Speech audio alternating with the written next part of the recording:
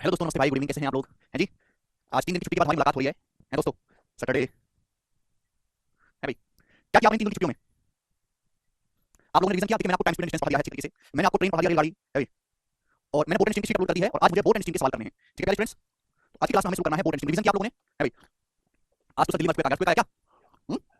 तेज वाला है क्या? ठीक है भाई, चलो कोई बात नहीं। तो टाइम स्पीड एंड डिस्टेंस और ट्रेन रेलगाड़ी खत्म करने के बाद आज की क्लास में बच्चे हम शुरू करेंगे यहाँ पर बोर्ड एंड स्ट्रीम, नाव एवं धारा। हिंदी वाले भाई लिखेंगे नाव एवं धारा, इंग्लिश वाले लिखेंगे बोर्ड एंड स्ट्रीम। सबसे पहले मैं आपको इसका बेसिक समझाऊंगा और फिर उसके बाद जो है हम सवाल शुरू करेंगे मेरे प्यारे बच्चे। सबसे पहले बेसिक समझो कि क्या टर्मिनोलॉजी होती है, क्या फॉर्मूला है, क्या कंसेप्ट, उस पे सवाल करेंगे। एक ही शीट होगी, ट्रेन में एक ही शीट 50 सवाल की, ऐसे बोर्ड एंड स्ट्रीम में एक शीट होगी। रेस सबसे बाद में, ठीक है ना? बोर्ड एंड स्ट्रीम, ठीक है बच्चों? मैंने पहले बोला कि छोटा मोटा चैप्टर नहीं है। टाइम स्पीड एंड डिस्टेंस पे 3 शीट है, ट्रेन है, बोर्ड एंड स्ट्रीम है, रेस है, काफी बड़ा चैप्टर है, ठीक है ना? सवाल इससे एक ही आना है, इतना ज्यादा पढ़ोगे तो यार आपका एक ही सवाल हो रहा है, ठीक है बच्चे? नाव एवं धारा। चलो मेरे दोस्तों, अब समझते हैं कि होता क्या है मेरे प्यारे भाई। देखिए, दो अलग अलग चीजें हैं। एक तो होता है बोट यानी कि नाव, और एक होता है नदी, पानी की चाल, धारा की चाल मेरे दोस्तों। अब समझ मेरी बात को ध्यान से सुनिएगा मेरे प्यारे भाई, ध्यान से। भाई देखिए, नाव में क्या लगी होती है? मोटर। नाव में लगी होती है मोटर। तो अगर हम ये मान लें थोड़ी देर के लिए पानी कांस्टेंट है, पानी नहीं चल रहा है, पानी स्थिर है, स्टिल वाटर है, पानी जो है नहीं चल रहा है, तो स्थिर पानी में अपनी नाव उतारते हैं, तो नाव की मोटर नाव को जिस स्पीड से चलाती है उसे हम बोलते हैं speed of boat in still water. सब लोग मेरे दोस्तों अपनी कॉपी में लिखेंगे speed of boat in still water, speed of boat in still water, speed of boat in still water. सभी लोग ध्यान से समझने की कोशिश करेंगे मेरे प्यारे। Speed of boat in still water हम इसे कहते हैं शांत जल में नाव की चाल। क्या कहते हैं? शांत जल में नाव की चाल। शांत जल में नाव की चाल। सुनना मेरी बात को, शांत जल में नाव की चाल। भाई अगर हम थोड़ी देर मान लें कि पानी नहीं बह रहा, थोड़ी देर मान लें कि पानी स्थिर है, नाव की चाल अलग होती है, पानी की चाल अलग होती है, ठीक है भाई? तो थोड़ी देर मान लेते हैं कि पानी नहीं फ्लो कर रहा है, पानी स्थिर है, केवल नाव चलाई जा रही है, तो स्टिल वाटर में नाव में जो मोटर लगी हुई है वो नाव को जिस स्पीड से चलाएगी उसे कहते हैं शांत जल में नाव की चाल, ठीक है भाई? इसको एक्स से नोट करते हैं, एक्स किलोमीटर पर आवर। इसको एक्स से नोट करते हैं, एक्स किलोमीटर पर आवर, ठीक है? Speed of boat in still water को किससे नोट करते हैं? एक्स से नोट करते हैं ना? पहले भी बहुत पहले ठीक है भाई। Speed of boat in still water x kilometre per our. बात सही को समझ में आ गया? आप बोलोगे हां जी सर बिल्कुल सही। यार थोड़ी देर शांत रह के सुन नहीं सकते क्या? एक भी वाला का पढ़ने में ध्यान नहीं है भाई। अरे थोड़ी देर मुद्दा होकर पढ़ नहीं सकते क्या? अरे हम यहाँ पढ़ने की कोशिश कर रहे हैं, सब अपनी कमेंटबाजी कर रहा है, ये हो गया वो हो गया। अरे चुपचाप चुपचाप मुद्दे की तरह पढ़ो, जिसको पढ़ना है वो चुपचाप बैठो पढ़ो, और इसको नहीं पढ़ना लेक्चर बंद करो, भागो यहाँ से। केवल चुपचाप पढ़ो, जो भी प्रॉब्लम हो बाद में बोलना, चुपचाप पढ़ो, बैठो। सुनती नहीं यार बात को, फिर पूछो क्या है, कैसे हुआ, क्या हुआ। अगर हम थोड़ी देर के लिए मान लें कि पानी स्थिर है, पानी नहीं चल रहा और पानी में नाव उतारते हैं, तो नाव जिस स्पीड से चलेगी उसे बोलते हैं speed of boat in still water, शांत जल में नाव की चाल। क्लियर है? आप बोलोगे हां जी सर। लेकिन मेरे प्यारे पानी की भी कुछ ना कुछ स्पीड होती है, ठहरा हुआ पानी तो सड़ जाता है, नदी नाले का पानी क्या है, हमेशा चलता रहता है, तो उसे बोलते हैं स्पीड ऑफ करंट। पानी जिस स्पीड से फ्लो करता है, speed of current, speed of पानी की चाल से चलता है उसे बोलते हैं स्पीड ऑफ करंट और स्ट्रीम। समझ में आया? आप बोलोगे हां जी सर बिल्कुल सही, कोई परेशानी नहीं है। इसे कहते हैं धारा या फिर पानी की चाल। समझ में आया? आप बोलोगे हां जी सर बिल्कुल सही। पानी नदी का पानी, समुद्र का पानी जिस स्पीड से फ्लो होता है, जिस स्पीड से चलता है उसे बोलते हैं स्पीड ऑफ करंट या फिर स्ट्रीम। इसे हम वाई से नोट करते हैं, वाई से, वाई किलोमीटर पर आवर। बात समझ में आई? आप बोलोगे हां जी सर बिल्कुल समझ में आई। तो आगे से जब भी मैं इस्तेमाल करूंगा तो आप तुरंत समझ जाओगे कि स्थिर पानी में नाव की चाल एक्स है। स्पीड ऑफ करंट या स्पीड ऑफ स्ट्रीम को हम वाई से नोट करते हैं। हमारे जितने भी सवाल होंगे उनमें एक्स का मान हमेशा वाई के मान से बड़ा होगा, एक्स की वैल्यू है वो हमेशा वाई की वैल्यू से बड़ी होगी। नाव की स्टिल वाटर में जो स्पीड है वो हमेशा करंट की स्पीड से बड़ी होगी। क्यों? अगर ऐसा हो गया कि नाव की स्पीड कम है और पानी ज्यादा स्पीड से बह रहा है, तो पानी तो नाव को भाग ले जाएगा, और जब पानी नाव को भाग ले जाएगा तो पानी में नाव डूब जाएगी, और जब नाव डूब जाएगी तो सवाल ही नहीं बनेगा। तो सवाल केवल तभी बनेगा जब नाव की स्टिल वाटर में स्पीड करंट की स्पीड से ज्यादा हो, यानी कि एक्स का मान वाई से बड़ा होगा। एक्स का मान वाई से छोटा हो गया तो मेरे दोस्तों नाव पानी में बह जाएगी, जब सब बह जाएगा तो सवाल नहीं बनेगा, ठीक है जी? करंट की स्पीड यानी कि बहते हुए पानी की चाल, फ्लोइंग वाटर की स्पीड, बिल्कुल रमेश। दोनों को बात समझ में आ गई? अगर हम थोड़ी देर मान लें कि पानी स्थिर है, स्टिल वाटर है, पानी में कोई गति नहीं है, हम उस स्थिर पानी में अपनी नाव उतारते हैं, तो नाव जिस स्पीड से चलती है उसे बोलते हैं speed of boat in still water, इसे हम एक्स से नोट करते हैं। नदी में जो पानी है, जो धारा है ना, बहते हुए पानी की जो चाल है उसे हम वाई से नोट करते हैं, और एक्स का मान हमेशा वाई से बड़ा होता है। अब आगे चलेंगे मेरे प्यारे, सभी स्टूडेंट ध्यान से समझने की कोशिश करेगा प्यारे फ्रेंड्स, ठीक है ना? चलो मेरे दोस्त, अब यहाँ पर दो केस बनते हैं, दोनों ही केस आपको बड़े प्यार से समझने हैं। पहला केस मेरे प्यारे ध्यान से सुनिएगा कि जैसे ये मेरे प्यारे दोस्तों, यहाँ पर दो केस बनते हैं। जैसे मेरे दोस्तों नदी है, नदी की जो स्ट्रीम है, तो धारा उसकी चाल है वाई किलोमीटर पर आवर, नदी इस दिशा में बह रही है वाई की स्पीड से, मेरे प्यारे वाई की स्पीड से, ठीक है बच्चों? आप इसमें अपनी नाव उतारते हो नाव, और जिस दिशा में नदी बह रही है आप अपनी नाव को उसी डायरेक्शन में चलाते हो, आप उसमें अपनी नाव उतारते हो, और नदी इस दिशा में बह रही है आप अपनी नाव भी इसी डायरेक्शन में चलाते हो मेरे दोस्तों, एक्स की स्पीड से। समझ में आया? आप बोलोगे हां जी सर बिल्कुल सही। तो सब लिखेंगे speed of boat, speed of boat in same direction of stream, speed of boat in same direction of stream, speed of boat in same direction of stream. मैं हर चीज को लिख लिख के बताता हूं जिससे मैं अच्छी तरीके से बोल पाऊं, टाइम दे पाऊं, खुद से उतार भी पाऊं। Speed of boat in same direction of stream, नदी के बहाव की दिशा में, नदी के बहाव की समान दिशा में नाव की चाल। बताओ मेरे प्यारे क्या होता है इसका मतलब? देखिए, ये पानी है, पानी करंट की चाल है वाई किलोमीटर पर आवर, तो जिस डायरेक्शन में नदी बह रही है आप उसी डायरेक्शन में अपनी नाव चलाते हो, तो पानी के बहाव की दिशा में नाव की चाल। ध्यान सुनिएगा, अगर पानी स्थिर होता, पानी नहीं चलता, तो नाव की स्पीड होती है एक्स, पानी चल रहा है इस डायरेक्शन में वाई की स्पीड से, तो नाव खुद एक्स की स्पीड से चल रही है, पानी वाई की स्पीड से चल रहा है, तो पानी जो है नाव को आगे की तरफ धकेलेगा, पानी के ऊपर नाव चलेगी, तो पानी जिस स्पीड से फ्लो कर रहा है पानी भी नाव को आगे की तरफ धकेलेगा, तो speed of boat in same direction of stream, पानी के बहाव की समान दिशा में नाव की जो चाल होती है इसे हम डाउनस्ट्रीम बोलते हैं बच्चों। क्या बोलते हैं? डाउनस्ट्रीम बोलते हैं। तो आगे से जब भी मैं आपके सामने शब्द इस्तेमाल करूं डाउनस्ट्रीम, तो आप तुरंत समझ जाइएगा कि जिस दिशा में नाव बह रही है, जिस दिशा में पानी बह रहा है, आप नाव भी उसी डायरेक्शन में चला रहे हो, तो स्ट्रीम की सेम डायरेक्शन नाव की स्पीड को हम कहते हैं डाउनस्ट्रीम, और हम इसे डी से नोट करते हैं, इसे नोट करते हैं, इसे डी से नोट करते हैं मेरे प्यारे भाई। तो पानी की शांत जल में चाल है एक्स, करंट की चाल है वाई, तो नाव जो है एक्स की स्पीड से चल रही है, लेकिन पानी की खुद की चाल वाई है, तो पानी वाई की स्पीड से नाव को आगे की तरफ धकेलेगा, तो नाव की जो स्पीड हो जाएगी मेरे दोस्तों क्या हो जाएगी? X plus y. तो डाउनस्ट्रीम की स्पीड होती है एक्स प्लस वाई। समझ में? डाउनस्ट्रीम की स्पीड होती है एक्स प्लस वाई। समझ में? आप बोलोगे हां जी सर बिल्कुल सही, कोई प्रॉब्लम नहीं है। तो पानी के बहाव की दिशा में, नदी के बहाव की समान दिशा में नाव की जो चाल होती है उसे हम डाउनस्ट्रीम कहते हैं मेरे प्यारे भाई, और डी से नोट करते हैं क्या होता है मेरे दोस्तों? X plus y. इसकी हिंदी यही है, डाउनस्ट्रीम को हिंदी में डाउनस्ट्रीम ही कहते हैं। स्पीड ऑफ करंट कांस्टेंट है मनीष। समझ में आया? आप बोलोगे हां जी सर बिल्कुल सही, कोई परेशानी नहीं है, ठीक है बच्चों? एक केस समझ में आया? आप बोलोगे हां जी सर। दूसरा केस आपको समझना है, दूसरा केस ध्यान सुनिए, मैं आपके सामने यही चित्र बनाता हूं, ये मैं आपके सामने चित्र बनाता हूं। यह है नदी, यह है नदी मेरे प्यारे भाई, नदी में क्या बह रहा है? पानी बह रहा है, तो नदी बह रही है मेरे दोस्तों, नदी चल रही डायरेक्शन वाई की स्पीड से, वाई की स्पीड से। आप अपनी नाव उतारते हो नदी के बहाव के अपोजिट डायरेक्शन में, नदी के बहाव के अपोजिट डायरेक्शन में आप अपनी नाव को चलाते हो। क्लियर है? आप बोलोगे हां जी सर बिल्कुल सही, आप इस तरफ नाव चला रहे हो एक्स की स्पीड से। समझ में आया? आप बोलोगे हां जी सर बिल्कुल सही, कोई परेशानी नहीं है। यानी फिर हम क्या बोलेंगे इसको? Speed of boat, speed of boat in opposite direction of stream, speed of boat in opposite direction of stream, speed of boat in opposite direction of stream. समझ आया? पानी के बहाव की विपरीत दिशा में नाव की चाल, पानी के बहाव की विपरीत दिशा में नाव की चाल, पानी के बहाव की विपरीत दिशा में नाव की चाल। हर चीज को हिंदी में लिख रहा हूं, इंग्लिश में लिख रहा हूं, हर चीज का डायग्राम बना के दिखा रहा हूं, इससे ये कैसे डाउट ना आपको कंसेप्ट में। लेकिन आप अंदर इतनी शर्म नहीं है कि 2 मिनट के लिए 15 मिनट के लिए मुद्दे की तरह बैठ के पढ़ो, इसे काम कर ले हूं हैं। यानी कि नदी बह रही है इस डायरेक्शन में y की स्पीड से, करंट की जो चाल है y है। आप इसमें अपनी नाव काटो, नाव में मोटर लगी हुई है, और नाव की जो मोटर है नाव को x की स्पीड से अपोजिट डायरेक्शन में खींचती है। तो आप मुझे बताओ नाव के भाग की विपरीत दिशा में, पानी के भाग की विपरीत दिशा में नाव की चाल क्या होगी? आप इस दिशा में नाव चला रहे हो x की स्पीड से, पानी विपरीत दिशा में बह रहा है y की स्पीड से, तो पानी अपोजिट डायरेक्शन में जा रहा है, तो पानी नाव की स्पीड को काटेगा कि नहीं काटेगा? आप बोलोगे हाँ सर काटेगा, कम करेगा, तो हम इसे बोलेंगे अपस्ट्रीम। क्या बोलेंगे मेरे दोस्तों? अपस्ट्रीम बोलते हैं, अपस्ट्रीम। और अपस्ट्रीम को किससे डिनोट करते हैं? अपस्ट्रीम को u से डिनोट करते हैं, u से। अपस्ट्रीम की स्पीड को किससे डिनोट करते हैं? u से डिनोट करते हैं। तो भैया नाव की स्टिल वाटर में स्पीड है x, पानी के सामने जा रहा है y की स्पीड से, तो पानी जो है नाव की स्पीड को काटेगा, तो नाव की स्पीड कितनी हो जाएगी? x - y हो जाएगी। तो अपस्ट्रीम की स्पीड का मतलब है x - y, डाउनस्ट्रीम का मतलब है x + y।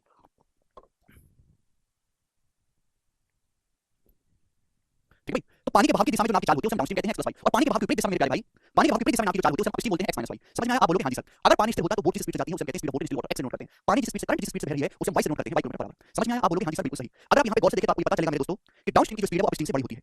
डाउनस्ट्रीम की जो स्पीड है वो अपस्ट्रीम से ज्यादा होती है। समझ में? जैसे बात लोग कहते हैं हेडिंग में हाथ धोने से क्या मतलब है? यानी कि जिस दिशा में माहौल चल रहा है और उसी दिशा में चलोगे तो स्पीड ज्यादा होगी। विपक्ष में रहोगे तो दिन भर गाली खाओगे। समझ में आया कि नहीं? स्पीड कम रहेगी। तो पानी के भाग की समान दिशा में आप चलोगे तो नाव तेजी से चलेगी, डाउनस्ट्रीम x + y। पानी के भाग की विपरीत दिशा में आप नाव चलाओगे तो खिलाड़ी बनोगे, तो नाव की स्पीड कम होगी, अपस्ट्रीम x - y। समझ में आया? आप बोलोगे हाँ जी सर समझ में आया। अभी तक मैंने आपको दो चीजें पढ़ी हैं, डाउनस्ट्रीम और अपस्ट्रीम। डाउनस्ट्रीम भी नाव की चाल है, अपस्ट्रीम भी नाव की चाल है। डाउनस्ट्रीम होता है पानी के भाग की सेम डायरेक्शन में नाव की चाल, और ये होता है मेरे दोस्तों x + y। अपस्ट्रीम होता है मेरे दोस्तों पानी के भाग की अपोजिट डायरेक्शन में नाव की चाल।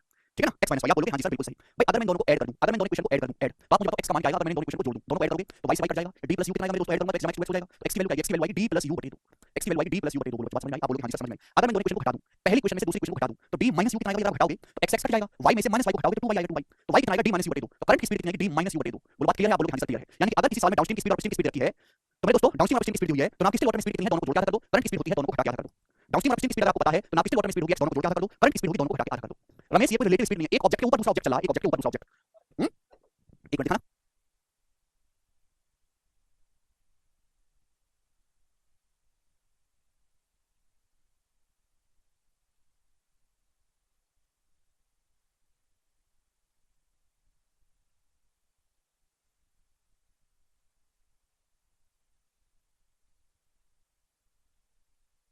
ठीक है भाई? डाउनस्ट्रीम की स्पीड क्या होगी? x + y।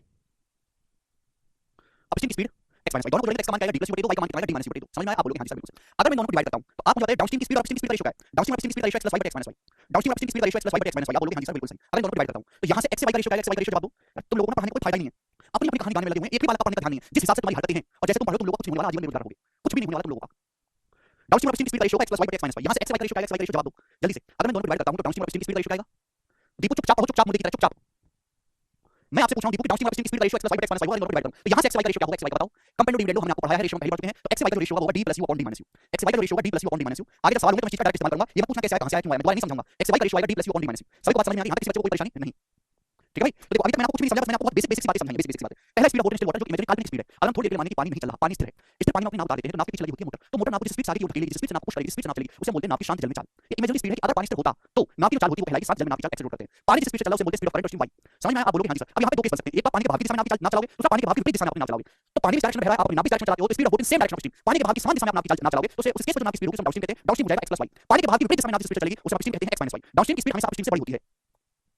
अगर मैं दोनों इक्वेशन को जोड़ूंगा तो x का मान आएगा d + u / 2, अगर मैं इनको घटा दूंगा तो y का मान आएगा d - u / 2। समझ में आया? इन दोनों को अगर मैं डिवाइड करूंगा तो डाउनस्ट्रीम से अपस्ट्रीम का रेशियो आएगा x + y / x - y। यहां से x से y का रेशियो आएगा d + u / d - u। ठीक है ना? रेस की शीट मैंने पहले बोर्ड करवा दी, बोर्ड स्ट्रीम की करवा दूंगा, दोनों ही टॉपिक की शीट मैंने बना दी है, रेस की भी और बोर्ड स्ट्रीम की भी। x बड़ा होता है y से मेरे दोस्तों, ठीक है ना? और डाउनस्ट्रीम की स्पीड बड़ी होती है अपस्ट्रीम से। बच्चा कह रहा है कि x बड़ा क्यों है y से? मैं कई बार जवाब दिया, सुनते क्यों नहीं हो? एक बात बताओ, आप एक नाव है, नाव पानी में उतार दो, नाव में मोटर लगी हुई है, वो मोटर नाव को चलाती है 5 किलोमीटर पर आवर की स्पीड से। नाव है मरी हुई नाव, आपको जमाने की नाव में मोटर लगी हुई है, वो मोटर नाव को चलाती है 5 किलोमीटर पर आवर की स्पीड से, x का मान 5 है, नाव की 7 जल जो है 7 जल में चाल है वो 5 है। आपने नदी में उतार दी, गंगा नदी में, गंगा नदी बह रही है 80 की स्पीड से, 80 किलोमीटर पर आवर की स्पीड से गंगा नदी चल रही है, तो आपकी नाव के साथ क्या होगा? नाव में मोटर लगी हुई है, नाव को चलाती है 5 की स्पीड से, गंगा नदी बह रही है 80 की स्पीड से, गंगा नदी की स्पीड ज्यादा है, नाव की स्पीड कम है, तो गंगा नदी नाव को भाग ले जाएगी, तो भाग ले जाएगी तो आपका रामना सत्य हो जाएगा, तो रामना सत्य हो जाएगा, डूब जाओगे, मर जाओगे, तो सवाल कैसे बनेगा? सवाल बनेगा ही नहीं। समझ में? सवाल केवल तभी बन सकता है जब नाव की स्टिल वाटर में स्पीड करंट की स्पीड से ज्यादा हो। अगर ऐसा नहीं हुआ तो नाव डूब जाएगी, और डूब जाएगी तो सवाल नहीं बनेगा। लॉजिक की बात है, लॉजिक इसमें मैथमेटिक्स नहीं है, कोई मैथमेटिक्स हो इसमें, लॉजिक है। समझ में आया दोस्तों? ये कोई गणित नहीं है। सर मोड़ लगाना शुरू कर दीजिए, हाँ जी बिल्कुल मोड़ लगाना शुरू कर दीजिए, ठीक है ना? मुझे नहीं लगता है किसी बच्चे को कोई डाउट है, कोई समस्या है। ओके चलो अब हम इस पे सवाल करेंगे, सब लोग अच्छी तरीके से उतारा है मेरे प्यारे भाई, इस कांसेप्ट को, इस पे क्वेश्चन करेंगे। एक सेकंड होल्ड करो, होल्ड करो एक सेकंड।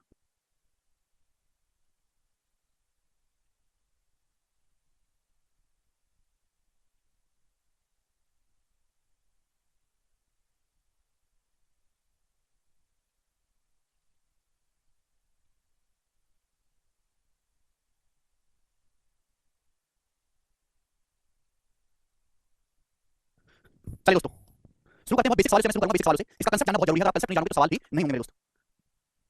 हाँ जी, सवाल नंबर आपके सामने बन, बिल्कुल लेटेस्ट सवाल करूंगा, एक ही शीट है छोटी सी, एक ही शीट में आपका समाप्त हो जाएगा, रेस की भी एक ही शीट है, ठीक है जी? चलो बच्चों बताओ सवाल का आंसर है, the speed of boat when travelling downstream 48 kilometre per our, when travelling upstream is 32 kilometre per our, what is the boat speed of boat in still water? बताइए मेरे प्यारे भाई। क्या जाएगा? सवाल का आंसर आ जाएगा तीसरा 40 किलोमीटर पर आवर बिना कदम उठाए। बोला the speed of boat when travelling downstream 40 kilometre per our. Downstream में नाव की चाल 40 किलोमीटर पर आवर। इस बात का मतलब ये है कि जब आप नाव को पानी के बहाव की सेम डायरेक्शन में उतारते हो, नदी के बहाव की सेम डायरेक्शन में नाव की स्पीड है, वो डाउनस्ट्रीम 48 है। धारा के विपरीत दिशा में नाव की चाल, स्ट्रीम के अगेंस्ट नाव की चाल समय अपस्ट्रीम बोलते हैं, 32 किलोमीटर पर आवर। आपसे पूछे शांत जल में नाव की चाल x का मान क्या आएगा? d + u / 2 दोनों को जोड़ के याद करना है। तो 48 + 32 हो जाएगा 80, 80 का 40। थर्ड ऑप्शन सवाल का आंसर हो जाएगा बिना कदम उठाए। ठीक है बच्चे? तो देखिए अगर आपको आंसर पता है तो एक सेकंड का सवाल इस बच्चे को नहीं पता वो कैसे कर पाएगा बताओ। एक और सवाल, सवाल बहुत आसान है, इसका मतलब ये नहीं पेपर में आते हैं। बहुत सिंपल सवाल से शुरुआत करता हूं और मैक्सिमम लेवल तक करवाता हूं। इतना मैं पढ़ाऊंगा कि बोर्ड स्ट्रीम का आपको एक भी का सवाल करने की जरूरत नहीं है, बस शीट के साथ सवाल सॉल्व कर लो, बस शांत हो जाओ। कुछ भी करने की जरूरत नहीं, जितना मैं बता रहा हूं केवल उतना काफी है। ए boat covers certain distance downstream में 33 kilometre per our and upstream में 14 किलोमीटर पर आवर। एक नाव जो है कुछ दूरी जाती है डाउनस्ट्रीम 33 की स्पीड से, लेकिन नाव की downstream speed 33 kilometre per hour है और नाव की upstream speed 14 kilometre per hour है। नदी के बहाव की समान दिशा में नाव की चाल 33 है और करंट के आगे जो नाव की स्पीड 14 किलोमीटर पर आवर है। Then find the speed of boat in still water. आपसे पूछा है स्थिर जल में नाव की चाल बताओ and also find out the speed of current. Current की स्पीड आपको बतानी है, करंट की स्पीड बताएं। तो मेरे प्यारे भाई speed of boat in still water x कितना आ जाएगा, दोनों को जोड़ के याद कर देंगे। x का मान 33 + 14/2 यानी 47/2 हो जाएगा 37। करंट की स्पीड आ जाएगी, घटा के याद कर लो, 33 - 14 हो जाएगा 19, 19/2 आ जाएगा 9.5। करंट की स्पीड आ जाएगी 9.5 kilometre per our. Second option सवाल का आंसर हो जाएगा। मुझे लगता है किसी बात को कोई डाउट इसमें है नहीं, आगे चलते हैं। सवाल नंबर बच्चों आपके सामने 3 बताएं मेरे प्यारे दोस्तों। करो एमटीएस 2020 के पेपर का पूछा हुआ सवाल बनाएंगे। एक व्यक्ति शांत जल में 5 मीटर पर सेकंड की स्पीड से नाव चला सकता है। ये पहली लाइन क्या दी है? पहली लाइन क्या दिया? सवाल में x का मान दिया है कि एक आदमी एक नाव को शांत जल में चला सकता है 5 मीटर पर सेकंड की स्पीड से, लेकिन नाव की शांत जल में जो चाल है स्टिल वाटर में नाव की जो स्पीड है x से नोट करते हैं, वो 5 मीटर पर सेकंड। किलोमीटर पर आवर में क्या हुआ? मीटर पर सेकंड को किलोमीटर पर आवर में बदला 18/5 से 18 kilometre per our, 18 kilometre per our. Current की जो स्पीड है y, करंट की स्पीड जो y को 6 किलोमीटर पर आवर सवाल में दी है, धारा की चाल y आपको दिया है 6 किलोमीटर पर आवर। y की वैल्यू कितनी दी? x की वैल्यू 18 है किलोमीटर पर आवर, y की वैल्यू है 6 किलोमीटर पर आवर। तो बोला है कितना टाइम लगेगा 76.8 किलोमीटर डाउनस्ट्रीम जाने में आदमी को कितना समय लगेगा? अगर कोई आदमी डाउनस्ट्रीम जाएगा, डाउनस्ट्रीम मतलब पानी के बहाव की सेम डायरेक्शन में जाएगा तो कितना समय लगेगा? तो डाउनस्ट्रीम की स्पीड क्या हो जाएगी? x + y 18 से 24, तो डाउनस्ट्रीम की स्पीड है 24 किलोमीटर पर आवर। तो 24 किलोमीटर पर आवर की स्पीड से 76.8 किलोमीटर डिस्टेंस जाने में कितना समय लगेगा? 76.8 को 24 से डिवाइड करेंगे तो समय लगेगा 24 × 72, 4 बजे 24 मिनट 3.2 आवर्स। सवाल का आंसर होगा सी ऑप्शन 3.2 आवर्स। खत्म सवाल, कुछ भी नहीं है, केवल डेफिनेशन पे बेस सवाल है, कोई एक्स्ट्रा लॉजिक नहीं लगाना है। जिस बच्चे ने डेफिनेशन में ढंग से पढ़ी है, जो टर्मिनोलॉजी जानता है, वो इन सभी सवालों को कर पाएगा। आगे चलेंगे दोस्तों। सवाल नंबर आपके सामने यहां पर 4 बनाओ, करो जवाब देंगे इस सवाल का आंसर फटाफट बताओ जल्दी, सभी लोग जवाब देंगे।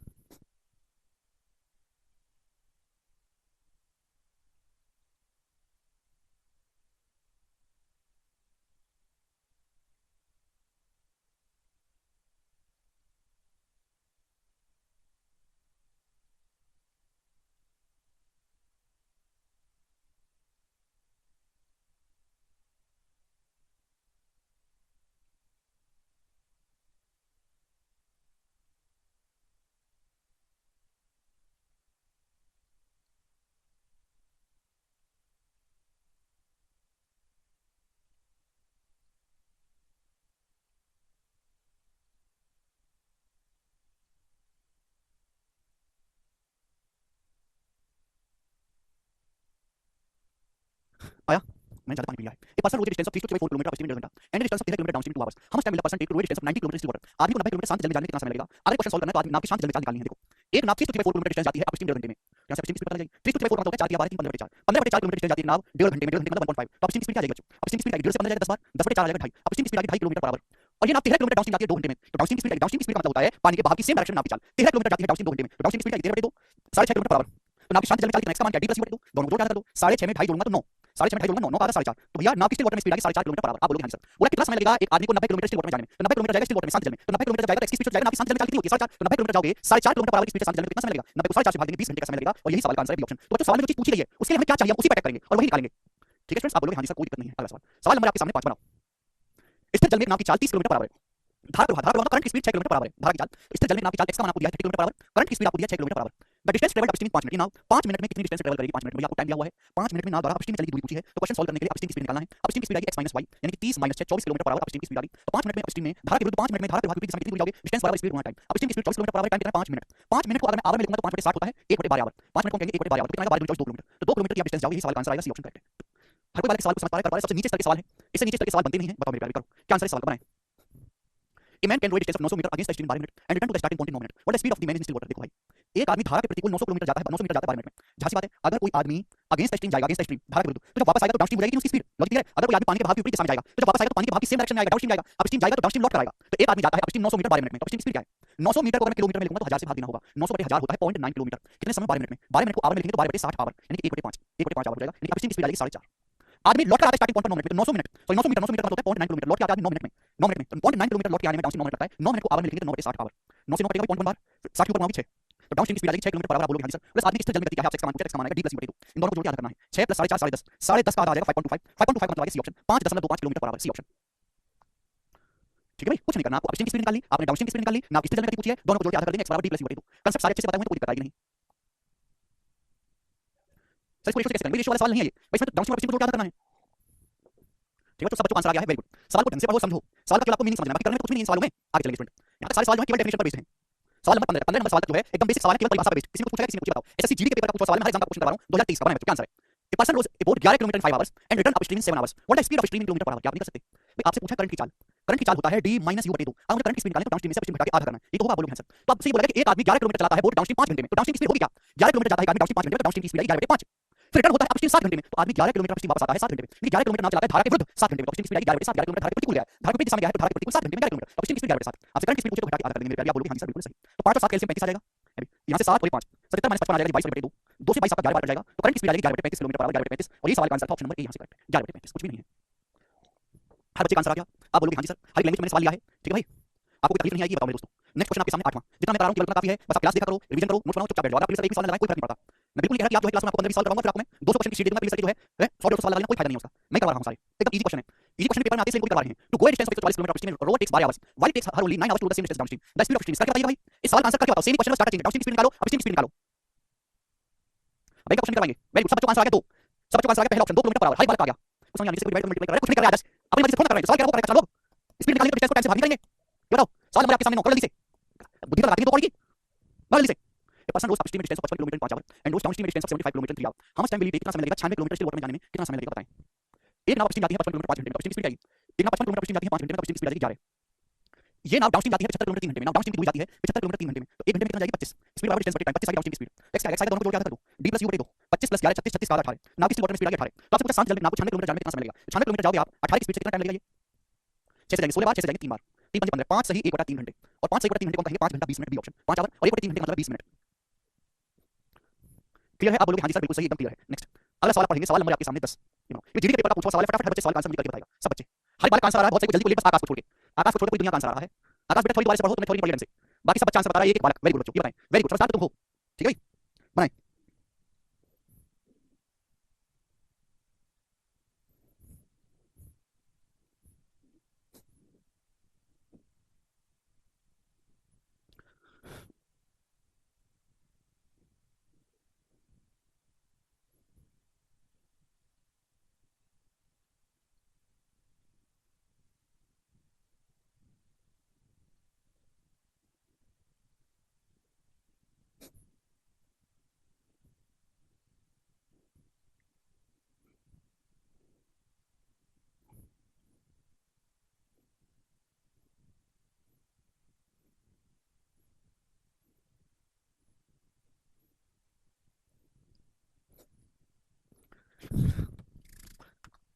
और यार मैंने कुछ जल्दी पानी पी लिया भाई। शांत जल में नाव की चाल 9 किलोमीटर पर आवर, एक्स का मान आपको दिया है 9, धारा की चाल 1.5 किलोमीटर पर आवर दिया है। एक आदमी नाव से 105 किलोमीटर दूर स्थित स्थान पर जाता है, फिर वापस लौट आता है, उसके द्वारा लिया गया कुल समय ज्ञात करें, देखिए बच्चों। अगर मैं डाउनस्ट्रीम की स्पीड निकालूंगा तो x + y, 9 में 1.5 जोड़ूंगा 10.5 आएगा। अगर मैं अपस्ट्रीम की स्पीड निकालूंगा x - y, 9 में से 1.5 घटाएंगे 7.5 आएगा, 7.5 किलोमीटर पर आवर। आप बोलोगे यस। अब कोई आदमी एक जगह से दूसरी जगह 105 किलोमीटर जाता है, 105 किलोमीटर डाउनस्ट्रीम जाता है, तो डाउनस्ट्रीम जाने में कितना समय लगेगा, टाइम का डिस्टेंस स्पीड, डाउनस्ट्रीम जाएगा तो वापस अपस्ट्रीम आएगा, फिर 105 किलोमीटर वापस आएगा अपस्ट्रीम 7.5 की स्पीड, कितना समय लगेगा 7.5। वही होगा कि नहीं होगा, बोलोगे हां जी सर बिल्कुल सही, यही हुआ। तो जाने आने में कुल समय कितना लगेगा, ये प्लस 10.5 105 काटेंगे 10 बार, ठीक है, यहाँ पे 0 15 7 105 15 5 75, 70 को 5 से भाग देंगे 14 बार, तो 10 + 14 आएगा मेरे प्यारे 24 घंटे, तो 24 आवर्स से सवाल का आंसर, बहुत ही अच्छा क्वेश्चन है, आसान सा, ऑप्शन नंबर यहाँ से बी करेक्ट है। सब बच्चों को एक ही सांस में आंसर आया है, और हम आगे चलेंगे बच्चा लोग, पूरा आंसर निकालेंगे। सवाल नंबर आपके सामने 11 बताओ, ये भी जीडी के पेपर का पूछा सवाल है, ऐसा ही क्वेश्चन करके बताएंगे।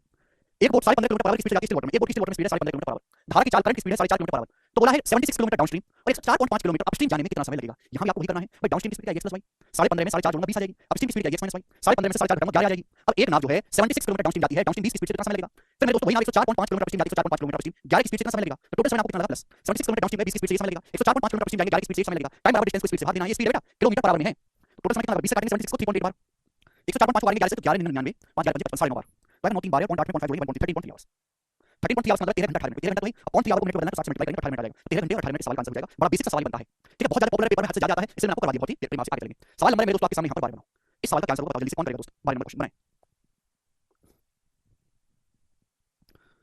करिए। 15 नंबर सवाल बेसिक सवाल है, जो केवल डेफिनेशन पर बेस्ड क्वेश्चन है, बोलो शांत जल में नाव की चाल 27 किलोमीटर पर आवर है, यानी x का मान आपको दिया है 27, एक बोट की स्टिल वाटर में speed 21 kilometre per our, x का मान 27 है, ठीक है बच्चों। It covers upstream distance 85 kilometre 4 घंटा 15 मिनट, ये नाव अपस्ट्रीम जाती है 85 किलोमीटर की दूरी 4 घंटे 15 मिनट में, 85 किलोमीटर अपस्ट्रीम नाव जाती है कितने समय 4 घंटा 15 मिनट का मतलब होता है 1/4 आवर, ये नाव अपस्ट्रीम जाती है मेरे दोस्तों 85 किलोमीटर की दूरी 4 घंटे 15 मिनट, 4 घंटे 15 मिनट 4 घंटा 15 मिनट मतलब 1/4 आवर, 4 16 और 17 बटे 4 घंटे, तो 17 5 85 5 24 अपस्ट्रीम की स्पीड आ गई 20 किलोमीटर पर आवर अपस्ट्रीम की स्पीड आ गई। आपसे पूछा धारा की चाल, आपसे करंट की स्पीड पूछिए, बताओ मेरे दोस्तों करंट की स्पीड, आप एक्स का मान दिया है आपको अपस्ट्रीम है ना, ये नाव जो है अपस्ट्रीम 85 किलोमीटर की दूरी जाती है 4 घंटे 15 मिनट, धारा के प्रतिकूल, तो अपस्ट्रीम क्या होता है, अपस्ट्रीम तो मेरे प्यारे x - y होता है ना, अगर अपस्ट्रीम 20 है ये 27 तो करंट की स्पीड 7 होगी, 27 - 7 अपस्ट्रीम की स्पीड कितना 20, नाव की शांत जल में स्पीड कितना 27 करंट की स्पीड आपसे पूछे 7 आएगी, 27 - 20 7 सवाल का आंसर हो जाएगा, ठीक है ना, हल्का सा ट्रिकी है, कुछ भी मुश्किल नहीं है, बहुत सारे बच्चे बोलेंगे सॉल्व नहीं होगा क्वेश्चन, क्यों नहीं होगा, एकदम आसान सवाल है, बताएंगे अगला क्वेश्चन आपके सामने सवाल है बच्चों। नेक्स्ट 13 नंबर प्रश्न, 13 नंबर सवाल जवाब दीजिएगा, जिस क्वेश्चन का क्या आंसर है, सभी बच्चे एक साथ में जवाब देंगे, बनाएं। करो, क्वेश्चन है आपके सामने, फटाफट बनाएंगे बच्चे।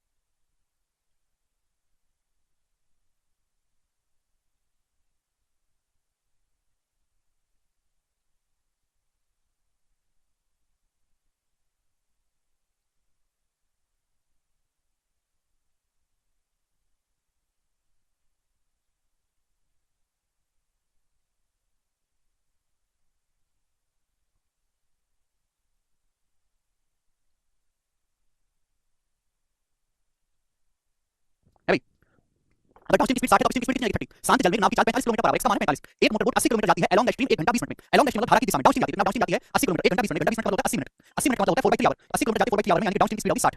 आपसे पूछा अपस्ट्रीम की स्पीड है 60, एक्स का मान होता है दोनों का एवरेज होता है, इसका मान 45 है, दोनों का सम 90 होना चाहिए, 90 को 2 से भाग देंगे तो 45 आएगा, एवरेज 60 है तो 30 बचेगा, 60 30 90 90 करेंगे 45, तो अपस्ट्रीम की स्पीड आएगी 30। अब बोला सेम उतनी दूरी, सेम उतनी दूरी 80 किलोमीटर की दूरी, 80 किलोमीटर की दूरी आप अपस्ट्रीम जाओगे 30 की स्पीड से कितना समय लगेगा, 80/30 घंटे लगेगा, यानी कि 0 से 0 हो गया। 2 सही 2 बटा 3 आवर, और 2 सही 2 बटा 3 आवर मतलब है 2 घंटा 40 मिनट। इस सवाल का आंसर है सी ऑप्शन 2 आवर 40 मिनट। समझ में आ गया? आप बोलोगे हां जी सर आगे, आसान सवाल था, मुश्किल नहीं था कुछ भी इसमें, आगे चलेंगे। नेक्स्ट क्वेश्चन बच्चों आपके सामने, सवाल नंबर 13 था, हम लोग लेंगे सवाल नंबर 14 बनाएं। चलिए बच्चों, सेम ऐसा ही क्वेश्चन है, बस डाटा चेंज करके बताओ सवाल का आंसर क्या होगा। सेम ऐसा ही क्वेश्चन बनाओ। स्थिर पानी में मोटर बोट की स्पीड 36 किलोमीटर पर आवर है, यह 1 घंटे 45 मिनट में धारा के प्रतिकूल 56 किलोमीटर की दूरी जाती है। तो आपसे पूछा सेम डिस्टेंस डाउनस्ट्रीम जाने में कितना समय लगेगा, देखिए जो भी समय लगेगा 1 घंटे 45 मिनट से कम ही लगेगा। एक ही ऑप्शन है, सॉल्व करने की जरूरत ही नहीं है। देखिए बच्चों मैंने आपको पढ़ाया कि डाउनस्ट्रीम की स्पीड हमेशा अपस्ट्रीम से ज्यादा होती है, और स्पीड जो होता है वो टाइम का रिवर्स होता है, स्पीड और टाइम का रेशियो रिवर्स होता है डिस्टेंस से में, डिस्टेंस से में डाउनस्ट्रीम की स्पीड हमेशा अपस्ट्रीम से ज्यादा होती है। तो यानी कि आप सेम डिस्टेंस जाओगे तो डाउनस्ट्रीम में समय कम लगेगा, अपस्ट्रीम में समय ज्यादा लगेगा। एक नाव 56 किलोमीटर अपस्ट्रीम जाती है 1 घंटा 45 मिनट में, तो 1 घंटा 45 मिनट में नाव अपस्ट्रीम जाती है, सेम डिस्टेंस डाउनस्ट्रीम जाने में कितना समय लगेगा। अगर आप डाउनस्ट्रीम जाओगे, डाउनस्ट्रीम मतलब ज्यादा स्पीड से जाओगे तो समय कम लगेगा, 1 घंटे 45 मिनट से कम समय लगेगा, और एक ही ऑप्शन सवाल में दिया हुआ है, सो ऑप्शन नंबर सी, और ये सवाल का आंसर हो जाएगा। मुझे सवाल को सॉल्व करने की जरूरत ही नहीं है। बताओ पूछ रहे थे सवाल को सॉल्व करने की जरूरत नहीं, ठीक है। अदरवाइज पिछले सवाल की तरह करेंगे सभी बच्चे, ठीक है। अगर अपस्ट्रीम 1 घंटे 45 मिनट लगाए तो सेम डिस्टेंस आप डाउनस्ट्रीम जाओगे तो 1 घंटे 45 मिनट से कम लगेगा, जो एक ही ऑप्शन दिया हुआ है, ठीक है। सवाल समाप्त, आगे चलेंगे अगले क्वेश्चन की तरफ। स्टूडेंट सवाल नंबर आपके सामने यहाँ पर प्यारे भाई 15 ये बताएंगे मेरे प्यारे भाई, 15 नंबर लास्ट बेसिक क्वेश्चन आपके सामने, लास्ट क्वेश्चन है बेसिक, ठीक है बच्चों। एवरेज विकास, ओके।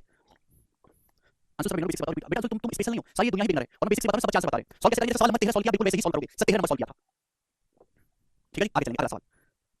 तुम पहले बेसिक आंसर पढ़ा करो, पहले 3-4 दिन तक उसके बाद सवाल किया करो। The speed of boat in still water is 6 km per hour more than the speed of current. If a boat takes total 8 hours to cover 44 km in downstream and 36 km in upstream, then find the speed of boat in still water. शांत जल में नाव की चाल ज्ञात करें। ये बहुत ही ज्यादा बेहतरीन सवाल है मेरे दोस्तों, इससे बेहतरीन सवाल की उम्मीद नहीं की जा सकती। आप मुझे बताओ, केवल आपको टर्मिनोलॉजी क्लियर होनी चाहिए, आपको मतलब पता होना चाहिए हर चीज का, ठीक है भाई। पहली लाइन पढ़ो, पहली लाइन पढ़ के क्या समझ आता है। The speed of boat in still water is 6 km per hour more than the speed of current. तो पहली लाइन आपको दी है, आप मुझे बताओ इस लाइन से आपको क्या समझ आता है। ये सब घुमा फिरा के दिया है। नाव के शांत जल में चाल करंट की स्पीड से 6 किलोमीटर पर आवर ज्यादा है, बेसिकली अपस्ट्रीम की स्पीड बोलिए। नाव के शांत जल में चाल होती है x, करंट की स्पीड होती है y। सवाल में दिया है नाव की जो स्टिल वाटर में स्पीड है वो करंट की स्पीड से 6 किलोमीटर पर आवर ज्यादा है, यानी कि आपको अपस्ट्रीम की स्पीड दी है 6 x - y 6, ये अपस्ट्रीम की स्पीड दी है। समझ आपसे पूछा शांत जल में नाव की चाल, यानी क्वेश्चन सॉल्व करने के लिए आपको यहां से x का मान निकालना है। अब सुनो, एक नाव टोटल 8 घंटे लेती है 44 किलोमीटर डाउनस्ट्रीम जाने में, एक नाव 44 किलोमीटर डाउनस्ट्रीम जाने में और 36 किलोमीटर अपस्ट्रीम जाने में, 36 किलोमीटर अपस्ट्रीम जाने में टोटल 8 घंटे का समय लेती है, 8 घंटे का। तो आपसे पूछा x का मान क्या आप निकाल सकते हैं, मेरे को अपस्ट्रीम की स्पीड पता है। अगला एक नाव टोटल 8 घंटे का समय लेती है 44 किलोमीटर डाउनस्ट्रीम जाने में और 36 किलोमीटर अपस्ट्रीम जाने में। स्पीड ऑफ बोट आपसे पूछा है भाई, अपस्ट्रीम की स्पीड कितना है 6, तो 36 किलोमीटर आप जाओगे अपस्ट्रीम 6 की स्पीड से कितना समय लगेगा, 6 घंटे लगेगा कि नहीं लगेगा। अपस्ट्रीम की स्पीड 6 किलोमीटर पर आवर है, आप 36 किलोमीटर जाओगे 6 किलोमीटर पर आवर की स्पीड से 6 घंटे लगेगा। अगर टोटल 8 घंटे का समय लगा तो यहां कितना समय लगा 2 घंटे, 2 घंटे लगा होगा कि नहीं, आप बोलोगे हां सर 2 + 6 हो गया 8 घंटा, यानी 44 किलोमीटर डाउनस्ट्रीम जाने में आपको 2 घंटे लगा। तो डाउनस्ट्रीम की स्पीड कितनी है 44/2 22, डाउनस्ट्रीम की स्पीड 22 आ गई। 44 किलोमीटर डाउनस्ट्रीम जाने में आपको 2 घंटे लगा, तो डाउनस्ट्रीम की स्पीड कितनी आ गई 22, आप बोलोगे हां जी सर। आपसे पूछा x का मान, x का मान आएगा दोनों को जोड़ के करो, d + d/2, तो 22 + 6 28, 28/2 यानी 14 सवाल का आंसर हो गया, बी ऑप्शन एकदम करेक्ट है, बी ऑप्शन। कितना आसान सवाल था मेरे प्यारे, आप बोलोगे हां सर एकदम आसान क्वेश्चन है। और इसी के साथ हमारे बोट स्ट्रीम के बेसिक सवाल खत्म हो जाते हैं, जो केवल डेफिनेशन बेसिस में लॉजिक कोई नहीं है। फिर आपको परिभाषा पता होनी चाहिए, इसकी परिभाषा डाउनस्ट्रीम की, अपस्ट्रीम की, एक्स की, वाई की, केवल परिभाषा जिस बच्चे को पता है वो इन सवालों को कर लेगा, ठीक है भाई। अब कहानी इसके आगे की है, जिनमें केवल परिभाषा जानना काफी नहीं है, आपको कॉमन सेंस भी लगाना पड़ेगा। सवाल नंबर 16 आपके सामने आएगा और मैं आपको लास्ट क्वेश्चन बताऊंगा आज की क्लास का, बताएंगे इस सवाल का क्या आंसर है, करो करिए भाई। 44 किलोमीटर डाउनस्ट्रीम 2 घंटे में गया, मेरी डाउनस्ट्रीम की स्पीड है 44/2 22। The distance between A B is 174 kilometre, A B के बीच की दूरी 174 किलोमीटर पर आवर है। ये दो जगह है मेरे प्यारे ए और बी, दो जगह है ए और बी, इनके बीच की जो दूरी है 174 किलोमीटर है। दो पॉइंट है मेरे दोस्तों ए और बी, उनके बीच की दूरी 174 किलोमीटर है। दो नाव एक दूसरे की ओर एक ही समय पर क्रम से पॉइंट ए और पॉइंट बी से चलना शुरू करती हैं। दो नाव ए और बी, दो नाव जो है पॉइंट ए और बी से एक दूसरे की ओर चलना शुरू करती हैं सेम टाइम पर। एक नाव अपस्ट्रीम जाती है, दूसरी डाउनस्ट्रीम जाती है, एक नाव अपस्ट्रीम जाती है, दूसरी डाउनस्ट्रीम जाती है। नाव की स्टिल वाटर में speed 9.6 kilometre per our and 19.4 kilometre per hour है। आपसे पूछा है दोनों नाव कितने समय के बाद मिलेंगी। देखो दो जगह है ए और बी, उनके बीच की दूरी 174 किलोमीटर है। दो नाव एक दूसरे की ओर चलना शुरू करती हैं पॉइंट ए और बी से एक दूसरे की ओर, और इन दोनों नाव की स्टिल वाटर में स्पीड है, नाव की शांत जल में जो चाल है वो 9.6 और 19.4 किलोमीटर पर आवर है। अब जाहिर सी बात है, अगर एक नाव अपस्ट्रीम जा रही होगी धारा के विरुद्ध तो दूसरी नाव अपोजिट डायरेक्शन में धारा की सेम डायरेक्शन में हो जाएगी। अगर मान लेता हूं कि पहली नाव अपस्ट्रीम है तो स्पीड क्या होगी 9.6 माइनस y, इसमें हो जाएगी पहली नाव की अपस्ट्रीम में। दूसरी नाव चलेगी डाउनस्ट्रीम, डाउनस्ट्रीम क्या होता है x + y। अगर दूसरी नाव की शांत जल में चाल 19.4 किलोमीटर पर आवर है, करंट की स्पीड को मैंने y माना है, तो डाउनस्ट्रीम की स्पीड क्या हो जाएगी, दूसरी नाव ये हो जाएगी। बोला है दोनों नाव एक दूसरे से कितने टाइम के बाद मिलेंगी, तो टाइम बराबर होता है डिस्टेंस बटे रिलेटिव स्पीड। मैंने आपको पढ़ा है ना, डिस्टेंस जब दो ऑब्जेक्ट चलते हैं तो हम रिलेटिव स्पीड लेते हैं। दोनों नाव एक दूसरे की ओर चल रही हैं तो टाइम बराबर डिस्टेंस बटे रिलेटिव स्पीड। अब पहली नाव की स्पीड 9.6 माइनस y है, दूसरी नाव की जो स्पीड है मेरे प्यारे वो कितनी है 19.4 प्लस y है। दोनों नाव एक दूसरे के अपोजिट डायरेक्शन में चल रही हैं। जाहिर सी बात है एक नाव अपस्ट्रीम होगी तो दूसरी डाउनस्ट्रीम होगी। समझ में आप बोलोगे हां जी सर बिल्कुल सही। रिलेटिव स्पीड क्या हो जाएगा भाई s1 + s2, समझ में आप बोलोगे हां जी सर बिल्कुल सही। तो y से माइनस y चला जाएगा मेरे प्यारे, ठीक है बच्चों। अब 9.6 में 19.4 ऐड करेंगे तो कितना आएगा, 19 में 28 और 5.4 जोड़ेंगे 28 और 29 हो गया, 174 29 से भाग देंगे 6 घंटे, तो दोनों नाव एक दूसरे से 6 घंटे के बाद मिलेंगी, यानी डी ऑप्शन सवाल का आंसर हो गया। 9 घंटे नहीं आएगा बेटा, 6 घंटे आएगा, सब बच्चों का आंसर है। अगर बच्चा रिलेटिव स्पीड का ही सीख नहीं पाया ढंग से टाइम स्पीड चैप्टर तो समझ नहीं सकते सवाल को, उन्हें ऐसे बच्चे को समझाने का कोई मतलब है। ठीक है फ्रेंड्स, ये जो सवाल में दिया हुआ है नाव की स्टिल वाटर में स्पीड रखी है, पर नाव तो पानी में चल रही है ना, तो एक नाव अपस्ट्रीम जा रही है, इसकी स्पीड अपस्ट्रीम होता है x - y, दूसरी नाव डाउनस्ट्रीम जाएगी x + y। ये जो रिलेटिव स्पीड होगी तो y से y कट ही जाएगा। ठीक है जी, ओके अंशुल। ओके, तो कल की क्लास में मैंने आपको कंसेप्ट बताया है, ये वाला कंसेप्ट, ये कंसेप्ट मैंने आपको बताया है, ये कंसेप्ट हमने आपको बताया है, इनको पढ़ के आइएगा। कल ऐसे लल्लू पल्लू सवाल नहीं होंगे, कल जो है इनका इस्तेमाल मैं आपको करना सिखाऊंगा, ठीक है ना, ये आपको पता होना चाहिए मेरे प्यारे भाई। किसी को भी मान सकते हैं, आज इतना ही छोड़ते हैं, अब इसके आगे जो मैं आपको कल बताऊंगा बिल्कुल टाइप बाय टाइप सीक्वेंस में। आज इतना ही, बाकी कल बाय।